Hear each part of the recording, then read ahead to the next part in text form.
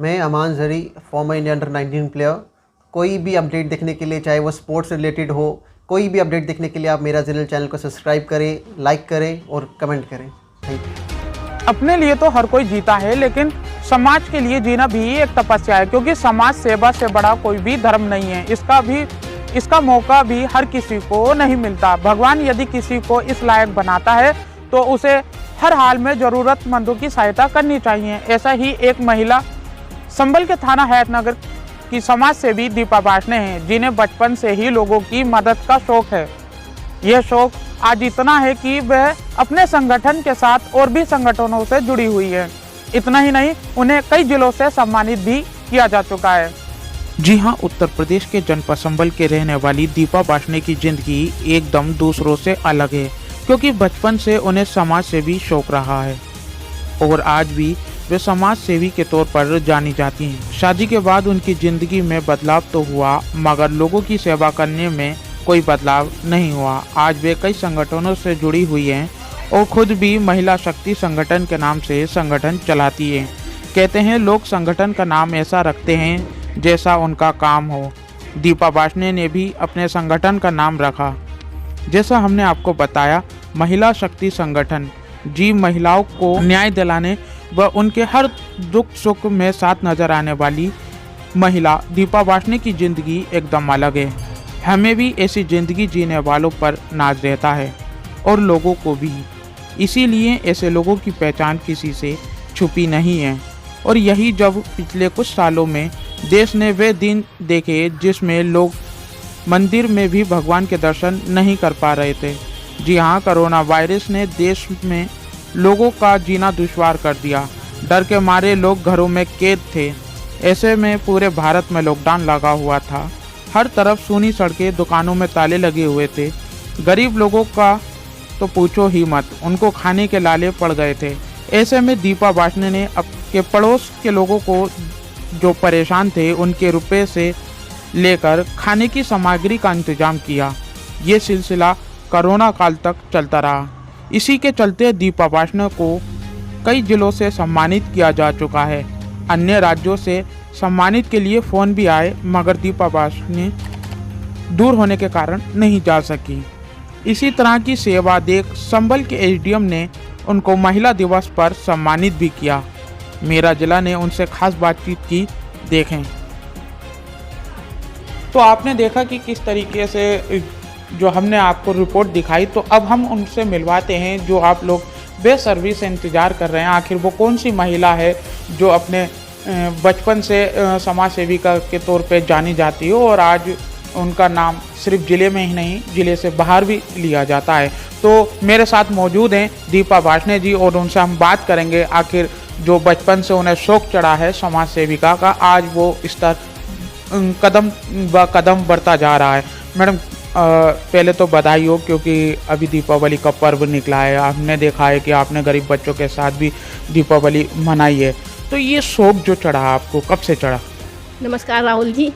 ये शौक मुझे बचपन से ही था। बचपन में बहुत, जब मैं 6th क्लास में थी तो एक चिड़िया उड़ती हुई आई और वो घायल थी। वो नीचे हमारे फर्श पर गिर गई थी।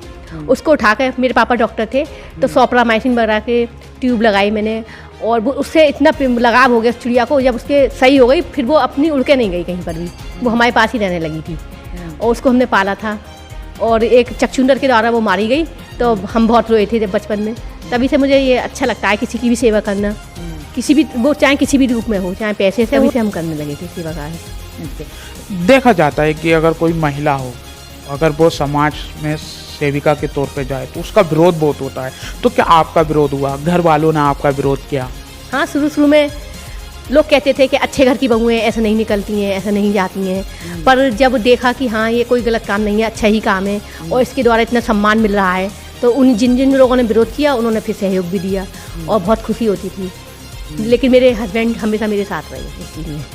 शादी से पहले का शौक अगर आप हमारे दर्शकों को बताना चाहें, क्योंकि एक ऐसा पल होता है कि एक महिला होती है, उसको घर में रखा जाता है, लेकिन आप एक महिला हैं बाहर निकलकर आप लोगों की समाज सेविका कर रहे हैं। बात की जाए कोरोना काल की, तो वो भी हम उन लोगों को बताएंगे कि आपने जिस तरीके से लोगों की मदद की। लेकिन हमारा कहने का मतलब ये है कि घर में रहकर, जो महिला घर में रहती हैं, घर से बाहर होकर लड़कियां जो होती हैं, आपने बचपन से समाज सेविका की है, तो कब से आप निकली फील्ड में?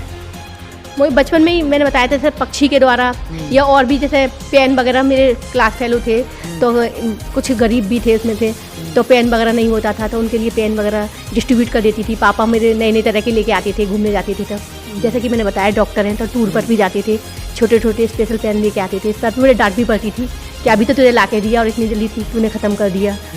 तो ये बताती थी और बता नहीं पाती थी, लेकिन मैं दे दिया करती थी। पेन है, कॉपियाँ हैं, इस तरह का थोड़ा बहुत शुरू से ही रहा। शादी से ऐसा काम बताएं जो आज तक आपको याद हो समाज सेविका के तौर पर। तो ऐसा तो कुछ है, ऐसे तो बहुत सी वो है स्टोरियाँ, लेकिन अपने मुंह से मियाँ मिट्ठू ये वाली बात हो जाएगी। हम उन लोगों को दिखाना चाहते हैं जो लोग समाज सेविका करना चाहते हैं, जो डरते हैं।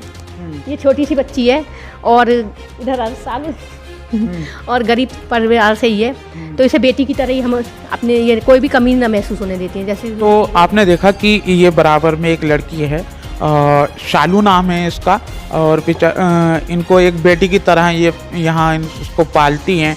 और आप देख सकते हैं कि इनके पास में मोबाइल भी रखा था। आज मोबाइल एक ऐसी चीज़ है जो हर कोई किसी को नहीं देता है, लेकिन ये इनका प्यार है दीपा जी का, जो इसको बेटी को अपने घर पर बिठाल कर उसको अपनी बेटी की तरह सम्मान देती है।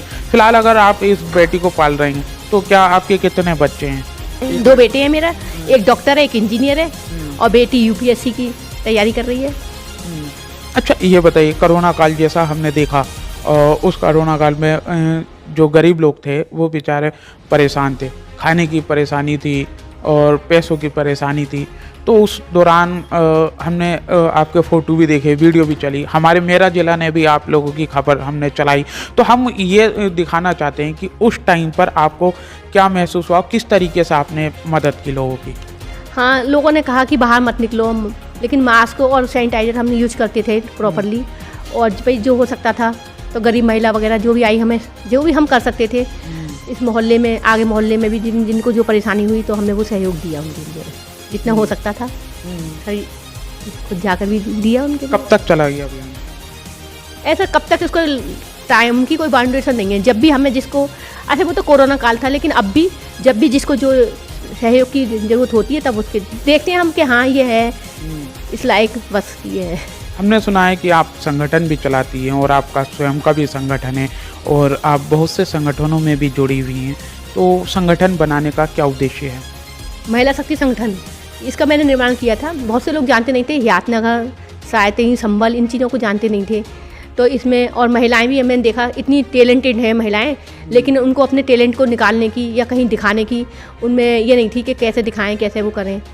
तो मैंने कहा इनका बाहर भी निकलेगा, एक प्लेटफार्म जब मिल जाएगा तो उन्हें अपनी जो भी एबिलिटी वो दिखाने का मौका मिलेगा। तो इसलिए हमने महिला शक्ति संगठन का निर्माण किया, और सब महिलाएं एक से ज़्यादा टैलेंटेड है, किसी में कुछ गुण होता है, किसी में कुछ गुण होता है। तो हमने यही बताया कि भाई जो भी गुण है अपने बाहर निकले, तो उन्हें प्लेटफॉर्म मिल जाएगा। तो थोड़ा अब झिझक भी खुल गई महिलाओं की, तो बहुत कुछ बदलाव आया। संगठन में कितनी महिलाएं हैं? महिला शक्ति संगठन में 25 महिलाएं हैं, और भी कई संगठनों से जुड़ी हुई मैं, समाज सेवा के ही गए जो है, पर राजनीति का कोई नहीं है। अच्छा, जिस तरह से आपकी पहचान है, संबल में भी पहचान है, और संबल से अगर दूसरे ज़िलों में भी जाएं तो पहचान है, आपको कई जगह सम्मानित भी किया हुआ है, लेकिन आपने चुनावी रुख क्यों नहीं किया? अगर इतना कोई होता है तो वो कभी सभासद का चांस आजमाता है, कोई चेयरमैनी पे खड़ा होता है, कोई विधायकी का फॉर्म भी भर देता है, तो आपके मन में आया कि मैं राजनीति का चुनाव करूं, राजनीति की ओर जाऊं? नहीं, तो ऐसा जब हम समाज सेवा का कार्य है, वो भी समाज सेवा का कार्य कर ही रहे हैं बिना किसी पार्टी के, तो मुझे ये ज़्यादा बेटर लगा। अच्छा, एक चीज़ और बताएं कि हमने देखा है जो बच्चियाँ होती हैं, लड़कियाँ होती हैं गरीब घर की, तो उनकी शादी में परेशानी होती है, पैसों को लेकर परेशानी होती है, और भी तरह की परेशानियां होती हैं। तो क्या आपके संगठन ने या आपने उन बच्चों का सहयोग किया? हाँ, टाइम टू टाइम हमने कई महिलाओं की शादी में सहयोग दिया है, कई बच्चियों की शादी में हमने सहयोग दिया है, जो यहाँ पे आसपास मोहल्ले की हैं, और हमने ना जाति देखी। मोमडन में भी गए हम, किसी मोमडन ने हेल्प मांगी, उनके घर पर भी गए। उनके घर पर बर्तन, कुठिया वगैरह पीतल की और कपड़े, उसके साथ लिफाफे वगैरह दे के आए हैं।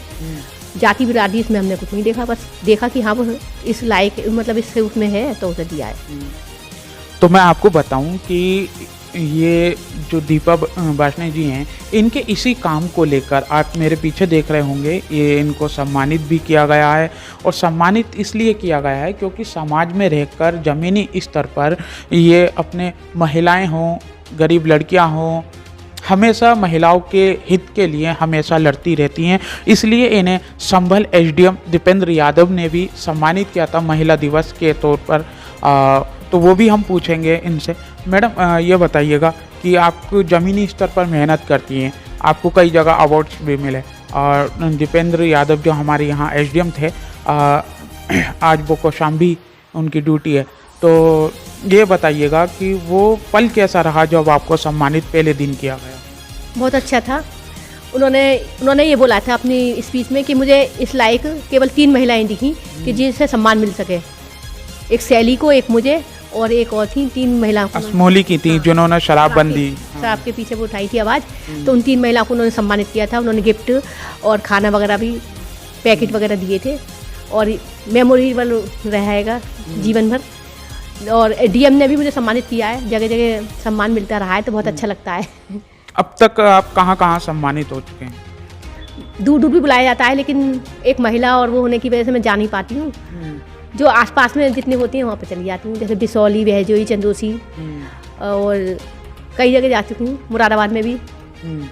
अच्छा, एक हम ये कहना चाहते हैं, लोगों को आवाज़ पहुँचाना चाहते हैं, जो लोग, जो महिलाएं हैं जो समाज के लिए काम करना चाहती हैं, उन्हें क्या उपदेश देना चाहती हैं आप? उन्हें यही देना चाहूँगी कि जैसे प्रकृति से ही हमें ये गुण सीखना चाहिए, परोपकार की भावना। परोपकार करोगे कोई निखारत नहीं जाता है किसी को भी, मतलब कोई भी काम किया जाता है। अब देखो हमारे लिए, हमारे घर में सब बच्चों सब कहते हैं कि हाँ इसीलिए इनके घर की तरक्की है क्योंकि ये ऐसा काम करती हैं। तो सुख, सौभाग्य, समृद्धि सब कुछ इसीलिए होता है, ये कहते हैं। और मुझे भी ऐसा लगता है कि हाँ इसीलिए होगा। तो दुआई निकलती हैं किसी की। सबसे बड़ा परोपकार है किसी के काम आओ, ज़रूरतमंद के, जो ज़रूरतमंद हो उसके। क्योंकि आजकल अच्छा भिखारी वगैरह भी होती हैं, तो जो उन्हें असली और नकली की पहचान का हमें वो होना चाहिए। बस इतना ही कहना चाहूँगी कि जो भी ज़रूरतमंद हो उसकी जो भी हम पे सहायता हो सकती है हम करते हैं, तन मन धन से। उन महिलाओं के लिए क्या संदेश देना चाहती है जो महिला प्रताड़ित होती है और वो अपनी आवाज़ दबा लेती है, वो परेशान होती है? क्योंकि आपके संगठन है और भी बहुत से ऐसे संगठन हैं जो महिलाओं की, लड़कियों की मदद के लिए हमेशा तैयार रहती हैं, तो उनके लिए क्या संदेश देना चाहती हैं आप? हाँ, ऐसी मेरे पास बहुत सी महिलाएं आई, संबल की ही 5-6 महिलाएं हैं और अभी मेरी निगाह में हैं। तो जो भी महिलाएं आती हैं उनको यही है कि अपनी आवाज़ को दबाना नहीं चाहिए, अपनी आवाज़ बुलंद करें और ऐसी समितियों के पास, संगठनों के पास जाएं, जाकर और उनकी आवाज़ ज़रूर सुनी जाएगी। थोड़ा टाइम लग जाता है, लेकिन जो भी है स्ट्रगल ज़रूर करना चाहिए, इसकी आवाज़ ज़रूर उठानी चाहिए गलत के खिलाफ। तो आपने देखा कि ये दीपा वार्ष्णेय जी से हमने बात की और उन्होंने बताया कि किस तरीके से इन्होंने समाज सेविका की, और समाज सेविका आज दर पर दर बदलती जा रही है, क्योंकि ये ज़मीनी स्तर से लेकर लोगों की, महिलाओं की और लड़कियों की हमेशा उनके लिए मदद के लिए हमेशा तैयार रहती है। आज इनको संबल में ही नहीं, संबल से बाहर भी इनको जाना जाता है। इसीलिए इनको दीपेंद्र यादव जी ने और एसडीएम प्रशासन से लेकर कई जिले स्तर पर इनको सम्मानित भी किया गया है। संबल से मेरा जिला के लिए राहुल कुमार।